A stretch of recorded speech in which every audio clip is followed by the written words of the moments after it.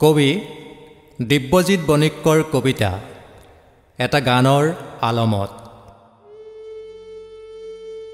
ইমানৰ পাছতো মানুহবোৰে নৈৰ কথা কয়, ঢৌৰ কথা কয় আৰু কয় কণ্ঠৰ এলাগী সুৰৰ কথা, গানৰ কথা। যি নৈৰ উৎসত সভ্যতাৰ পাঠ আছিল, অনাদি অনন্ত কালৰ গেৰ ধৰা গানক গুজি দিয়া হ'ল পৰিভ্ৰমী চৰাইৰ ঠোঁটত। সময় শিল, সময় মাটি, সময় নদী।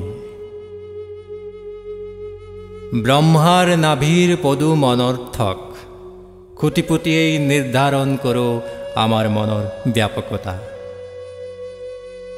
খুটিত স্থাপিত খেতিৰ চৌৰ পৰাও নিৰ্গত হয় ভৱিষ্যত নিৰ্মাণৰ আমোক সুৰ, যেন যাদুদণ্ডৰ মায়া লগা ছায়া নৈক বিচলিত কৰা। হাতৌ সুৰৰ এখনি নৈ বুকু খহাই যায় বৈ। আকাশ জুৰি পখিলা নোহোৱা নোপোজা ৰং বিৰঙৰ কথাৰ কায়া। আকাশ নেদেখা নৈত কিদৰে চোৱা যায় মুখ, যান্ত্ৰিক এন্ধাৰৰ জলধাৰা। নৈৰ পৰা বিচ্ছিন্ন অৰণ্যৰ সুৰ ক্ৰমশ পাহাৰৰ পৰা দাঁতি কাষৰৰ দূৰ হ'বলৈ লোৱা আলিংগনৰ জোৰ। দলনিত দহি কতৰা চৰাইৰ মাত, দহি কতৰাৰ মাতবোৰেই বুঢ়াই ৰাখিছে যেন অৰণ্যৰ সুবিমল নিৰ্যাস।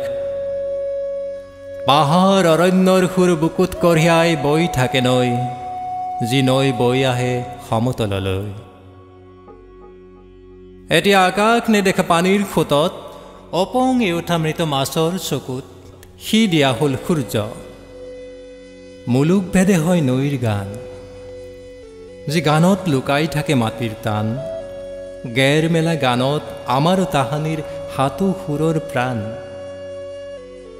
সেই হাতুতি সুৰৰ ঢৌ নৈখনিত একেলগে তিৰবিৰাই থকা হ'লে, তিৰবিৰাই থাকিলেহেঁতেন আমাৰ চকুবোৰতো মাটিময় বুকুৰ উৰ্বৰতা। হীৰেন ভট্টাচাৰ্যৰ ৰচিত হাতখন সুৰীয়া নৈ শীৰ্ষক গানটোৰ আলমত।